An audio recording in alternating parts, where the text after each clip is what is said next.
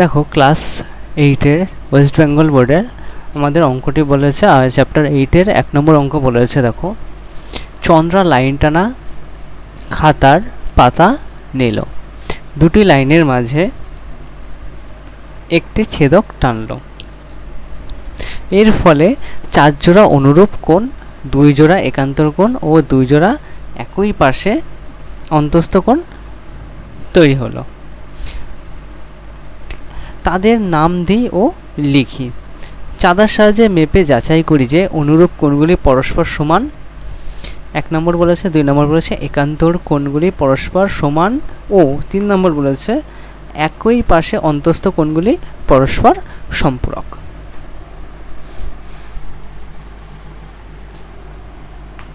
দেখো, সমাধানের সবার আগে আমরা একটা ছবি এঁকে নিয়েছি। ঠিক আছে, দেখো ছবিতে আমাদের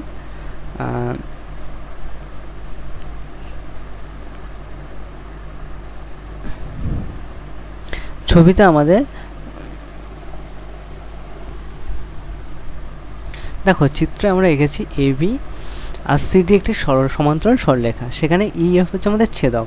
দেখো এবি সরলরেখাকে যখন ছেদ করেছে তখন কোণ 1, 2, 3, 4 কোণ উৎপন্ন হয়েছে।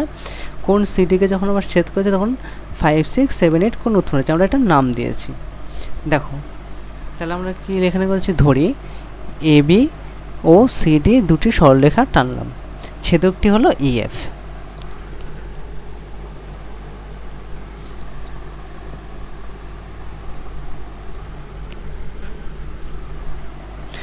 এবি এবং সিডি সরল রেখা দুটিকে ইএফ ছেদ করার ফলে কোণ 1, কোণ 2, কোণ 3, কোণ 4, কোণ 5, কোণ 6, কোণ 7 ও কোণ 8, ঠিক আছে, কোণগুলি উৎপন্ন হলো।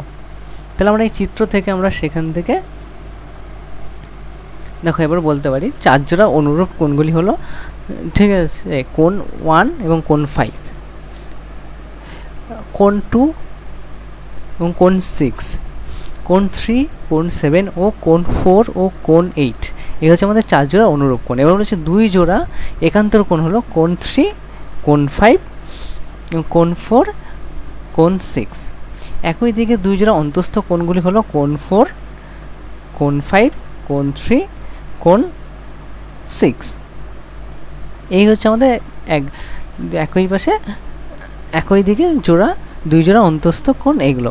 তো আমরা এই প্রত্যেকটা কোণকে চাঁদার সাহায্যে মেপে আমরা মানগুলো লিখবো, তোমরা চাঁদার সাহায্যে মেপে দেখে নেবে। ঠিক আছে, দেখো একই পাশে অন্তস্থ কোণের সমষ্টি 180 ডিগ্রি যদি হয় তাহলে আমরা সেখান থেকে অঙ্কে বলেছিল আমাদের যে অন্তস্থ কোণগুলি পরস্পর সম্পূরক হবে। দেখো তাই আমরা সেখান থেকে বলতে পারছি একই পাশে অন্তস্থ কোণগুলি পরস্পর সম্পূরক। এটা হচ্ছে আমাদের চ্যাপ্টার 8-এর ক্লাস 8-এর 1 নম্বর অঙ্কের সমাধান। Thank you.